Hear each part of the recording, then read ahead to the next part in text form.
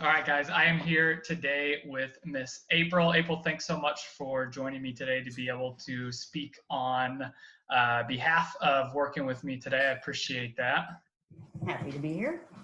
So I'm excited to talk to April today because she's a little bit different than most clients. Whenever we had first met, she wasn't super overweight. She didn't have any hefty weight loss goals or anything. She was on that fence of like wanting to lose about 10 to 12 pounds.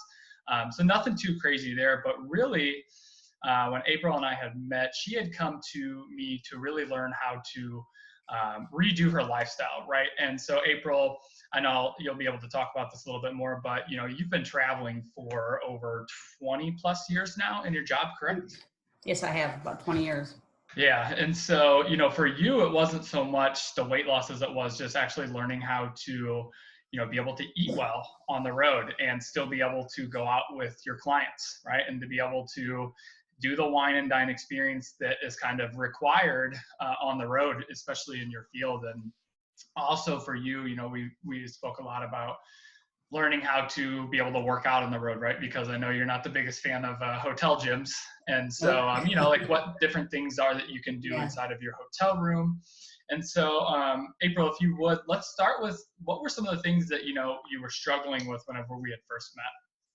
Yeah, to your point, I think mostly I had about 10 pounds I wanted to lose. And the reason I think I maintained most of those 10 pounds is because of the travel. Mm-hmm. I was traveling probably 3 or 4 days a week, sometimes 5 days a week. And a lot of times I just would get in the car and drive 5 hours and pull over to a gas station and think I'm getting a healthy snack and realize, that was not healthy. And you feel like you kind of blow your day by stopping at a gas station and getting some junk food. And then that evening you get to the hotel and you're tired and you don't want to work out. And then you end up having to go out to a customer dinner, which always is not always healthy food. And then you've got wine alcohol at your fingertips 24/7. So just getting into a routine and dropping those 5 or 10 pounds was my biggest struggle. Okay, gotcha. And so like when you would be on the road, obviously the gas stations were a struggle. So like what would be some of the things that you would be choosing before we met whenever you would go into the gas stations? No, nothing healthy. Well, of course you see the little plastic containers where you think it's full of protein. All right. You realize, wait, that's not healthy, even though it screams healthy on the label, or else you get some cookies, something, like sun chips. And by the time you add that up after a day, drive 5 hours, you got your sun chips, your who knows what else. But I was just not making healthy choices. Or else even I would go to a Starbucks and get the latte and then grab a little protein snack, and their protein snacks are full of fat. So I thought I was kind of eating healthy, but once you got me into the routine of logging into FitnessPal, I realized, wow, that is not healthy. And it was adding the weight as I was traveling quite a bit. Right. And so, yeah, I mean, it's super common for a lot of people that travel, right? And you're in medical sales. And so, for a lot of people that are in that field, aside from the actual travel piece where you're on the road or you're flying, whenever you are going from meeting to meeting, you're limited in terms of the amount of time you have to eat, especially like if you're in a lab. And then, you're kind of stuck with the options that, typically you might pick up for the client or whatever it is. And so having to navigate around that can be an obstacle for sure. And so I think a lot of times what happens is that people get so frustrated with that part of their job that they just think that they actually can't get results, Right.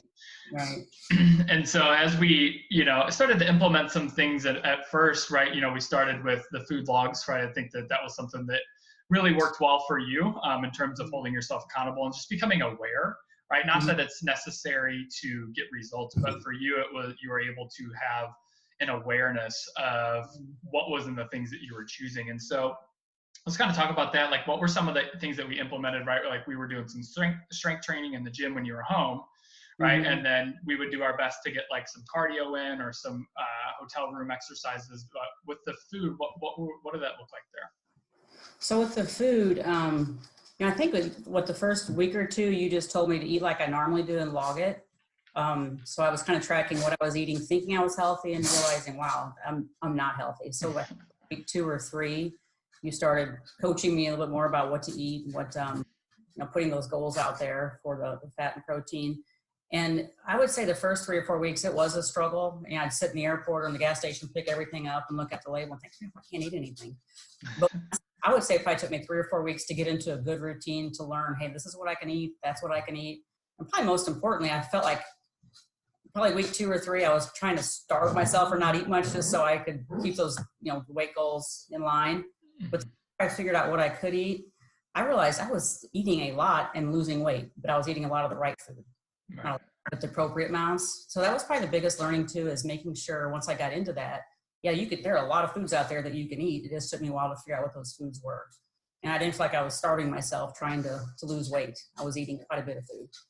Yeah. And, that's something that happens typically, right? Is, we've talked a lot about this, right? Is that there's no food that's off limit, right? You can have whatever you want, but it's really just a matter of like, is that food actually appropriate for what you're working towards?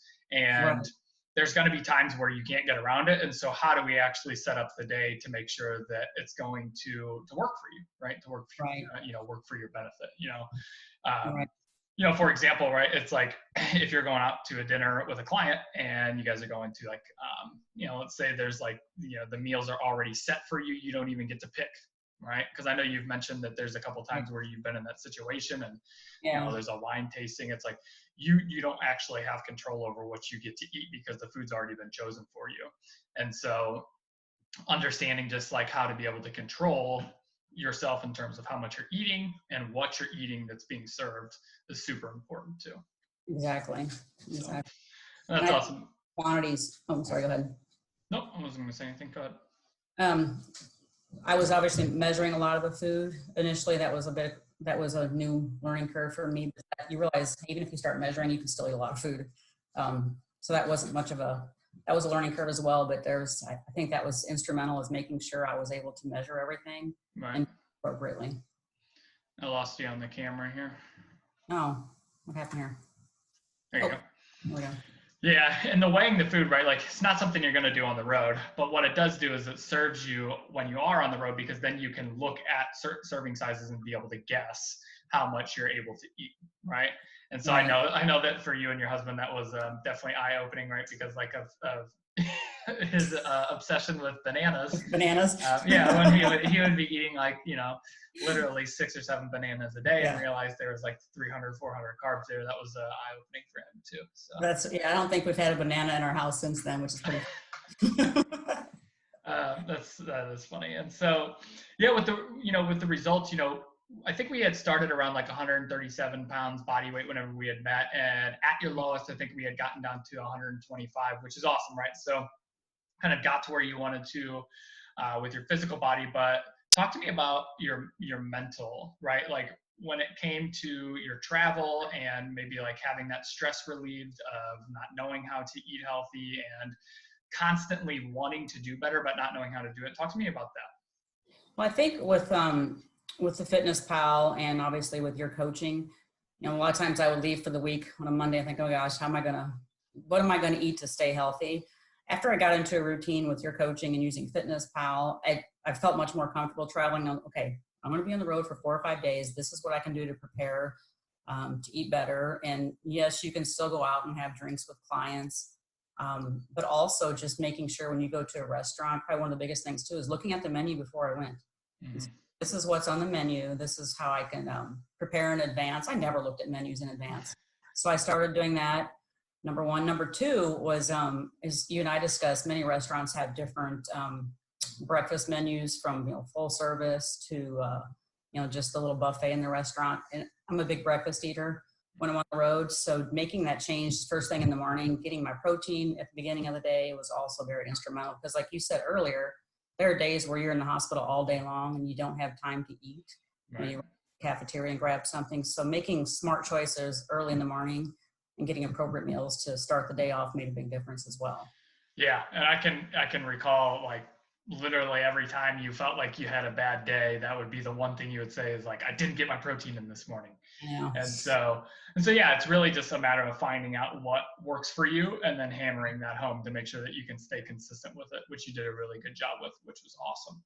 And so, yeah, my last question for you, April, is what would you say, right now to somebody, let's say someone right now is watching this who maybe travels weekly or every other week. Obviously not right now with COVID going on, but let's say like in the past or whenever travel ramps up again, they want to lose weight, they want to get to their goals and understand these things that you've been able to understand, but they just don't feel like they can because they travel. What would you say to somebody that's on the fence right now?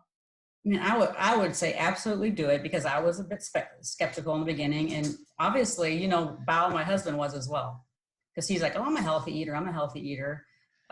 So he jumped in with me, and that's probably the biggest thing, is having someone who's going to eat along with you the same types of foods. Mm-hmm.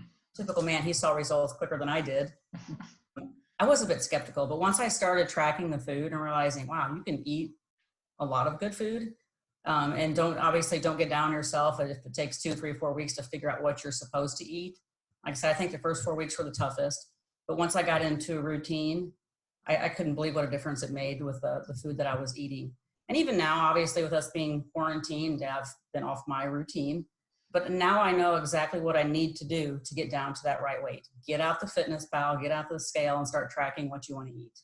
But I think, like I said, be patient. I was a little frustrated at first, number one. Number two is, if you have someone at home with you, your husband, your spouse, if they can get on board as well, it makes a huge difference.